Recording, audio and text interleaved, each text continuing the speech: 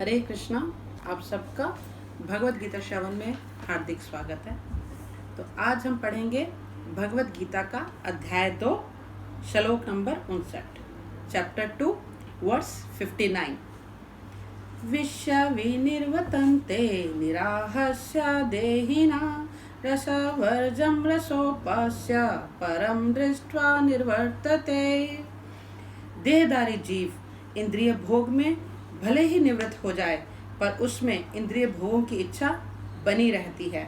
लेकिन उत्तम रस के अनुभव होने से ऐसी कार्यों को बंद करने पर वह भक्ति में स्थिर हो जाता है। तात्पर्य श्रील प्रभुपाद के द्वारा। श्रील प्रभुपाद की जय। जब तक कोई अध्यात्म को प्राप्त न हो, तब तक इंद्रिय भोग से विरक्त होना असंभव है। विधि विधानों द्वारा इंद्रिय भोग को संयमित करने की विधि वैसी ही है जैसे किसी रोगी को किसी भोज्य पदार्थ खाने पर प्रतिबंध लगाना। तो इंद्रिय भोग को संयमित करना एक बहुत बड़ी चुनौती है मानव शरीर के लिए, मानव मन के लिए। क्योंकि हम जो जीव हैं, जो हम देहधारी जीव हैं, हमारी इंद्रियां हर समय कर्म में रहती हैं, हमारा मन हर समय इच्छाओं में उलझा रहता है। तो इस मन के वेग पर अंकुश लगाना, इन इंद्रियों को संयमित रखना अपने आप में बहुत बड़ा चुनौती का कार्य है। तो मैं पहले आपको ये बताऊंगी कि ये शरीर है क्या और ये इंद्रियां कौन कौन सी है जिनको हमें संयमित रखना है। यह शरीर बद्ध जीव के लिए कर्म क्षेत्र है। अब बद्ध जीव कौन है? हमारा कार्य क्षेत्र है। हम इस शरीर के द्वारा कर्म करते हैं। इस शरीर में जो आत्मा और परमात्मा बैठे हैं, उनको समझने के लिए ही शरीर दिया गया है और हम इस शरीर को अपना कार्य क्षेत्र समझकर अपने नियत कर्म, आध्यात्मिक कर्म, सभी तरह के कर्म करते हैं। बद्ध जीव इस संसार से बंधा हुआ है और भौतिक प्रकृति पर अपना अधिकार प्राप्त करने का प्रयत्न करता है। इस प्रकार प्रकृति पर अपना प्रभुत्व दिखाने की क्षमता के अनुसार उसे कर्म क्षेत्र प्राप्त होता है, मतलब शरीर प्राप्त होता है। हमारी छोटी सी इच्छा शक्ति कि हमें स्वतंत्रता चाहिए, इस स्वतंत्रता को ध्यान में रखते हुए हम क्या इच्छाएं लेकर इस जन्म में आए, हम क्या अनुभव लेकर इस जन्म में आए, हमें उसी हिसाब से, उन्हीं कर्मों से हमें ये शरीर या फिर कार्य क्षेत्र प्राप्त हुआ। तो ये जो शरीर है ये पदार्थों से बना हुआ है। ये शरीर पदार्थ है और इसे 24 तत्वों में विचलित किया जा सकता है। तो ये जो हमारा एक संपूर्ण शरीर है, इसको 24 तत्वों में विचलित किया जा सकता है। तो ये 24 तत्व कौन से हैं, इनकी मैं आपको जानकारी देती हूँ। 5 महाभूत कौन कौन से हैं? पृथ्वी, जल, अग्नि, वायु, आकाश। उसके बाद हैं 3 सूक्ष्म तत्व जो कि हमें दिखाई नहीं देते, वो शरीर में हैं परंतु हम उनका सिर्फ एहसास कर सकते हैं। वो है अहंकार, बुद्धि और तीनों गुणों की अव्यक्त अवस्था। और फिर 5 ज्ञान इंद्रियां, नेत्र, कान, जीभ, नाक और त्वचा। सभी को ज्ञान इंद्रियों और कर्म इंद्रियों के बारे में थोड़ी बहुत जानकारी तो जरूर होगी। तो 5 ज्ञान इंद्रियां। तो अब हमारे पास टोटल कितना हो गया? 5 महाभूत, 3 सूक्ष्म तत्व और 5 ज्ञान इंद्रियां, 13। तो अब हम आते हैं अगले 5 कर्म इंद्रियों पे। तो ये 5 कर्म इंद्रियां कौन सी हैं? वाणी, पांव, हाथ, गुदा व लिंग। और इन सब के ऊपर है एक मन जो कि हर समय विचलित रहता है, चंचल रहता है। तो ये जो मन है, इन इंद्रियों के ऊपर मन होता है, जो भीतर रहने के कारण अंतः इंद्रिय कहा जा सकता है।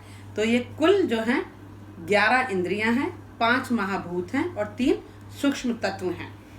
अब इसके बाद जो इंद्रियां हैं उनके अपने विषय हैं। जो हमारे पास 11 इंद्रियां हैं उनके अपने विषय हैं और वो 5 विषय हैं।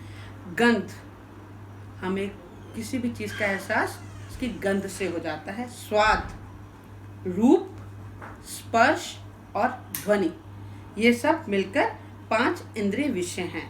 तो इस तरह इन 24 तत्वों का समूह कार्य क्षेत्र शरीर कहलाता है। तो देखिए यह जानकारी कितनी ज़रूरी है कि हमारा शरीर किन तत्वों से मिलकर बना हुआ है। अब तात्पर्य में आगे कहा गया है, इसी प्रकार अल्पज्ञानी व्यक्तियों के लिए इंद्रिय संयमन के लिए अष्टांग योग यानी विधि की संस्तुति की जाती है। अष्टांग योग, आपने योग बहुत प्रकार के सुने हैं। तो इन इंद्रियों का संयमन करने के लिए, इन इंद्रियों पे लगाम लगाने के लिए हम योग करते हैं, जिनमें यम, नियम, आसन, प्राणायाम, प्रत्याहार, धारणा, ध्यान आदि सम्मिलित हैं। तो तरह तरह के योग करने पर हम इन इंद्रियों को संयमित कर सकते हैं, जो कि बहुत बहुत कठिन है। किंतु जिसने कृष्ण भावनामृत के पथ पर प्रगति के कर्म में परमेश्वर कृष्ण के सौंदर्य का रसास्वादन कर लिया, उसे जड़ भौतिक वस्तुओं से कोई रुचि नहीं रह जाती। अतः आध्यात्मिक जीवन में ये सारे प्रतिबंध अल्पज्ञानी नवदीक्षितों के लिए हैं। ऐसे प्रतिबंध तभी तक ठीक हैं जब तक कृष्ण भावनामृत में रुचि जागृत नहीं हो जाती। तो हमें इन इंद्रियों को संयमित करने के लिए सबसे ज़रूरी काम क्या करना है? कृष्ण भावनामृत में अपनी रुचि जगानी है। तो इस रुचि को जगाने के लिए हमें 4 मुख्य काम करने हैं। यदि कोई कृष्ण भावनामृत से पूर्ण रहे तो अपने घर को अत्यंत सुखमय बना सकता है, क्योंकि कृष्ण भावनामृत की विधि अत्यंत सरल है। कोई संन्यास नहीं लेना, नियत कर्म नहीं छोड़ने, हिमालय में जाकर नहीं बैठ जाना है। सरल सी विधि है जो मैं आपको बताती हूँ। पहली, इसमें केवल हरे कृष्ण महामंत्र का कीर्तन करना होता है। दूसरी, कृष्ण को भोग अर्पित करके उसे प्रसाद के रूप में ग्रहण करना है।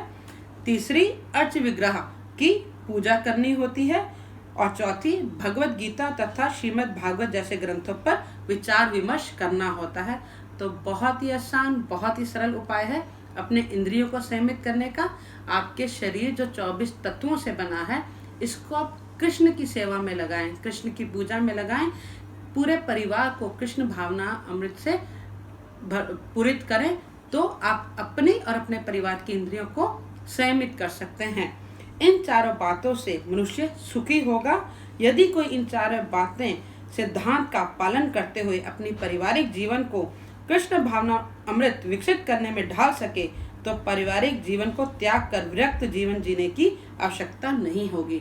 तो बहुत आसान सा कार्य करना है, अपने पूरे परिवार के संग कृष्ण की स्तुति करनी है, पूजन करना है, कृष्ण को भोग अर्पण करके उसे प्रसाद के रूप में ग्रहण करना है और पूर्ण परिवार के साथ कृष्णा के चरणों में अपने जीवन को समर्पित करना है। कहीं बाहर जाने की ज़रूरत नहीं, घर को ही जो है मंदिर बना लेना है और कृष्ण के लिए जो है अपनी इच्छा, अपनी भक्ति जागृत करनी है। इसी के साथ इस कक्षा को विराम देती हूँ। हरे कृष्णा।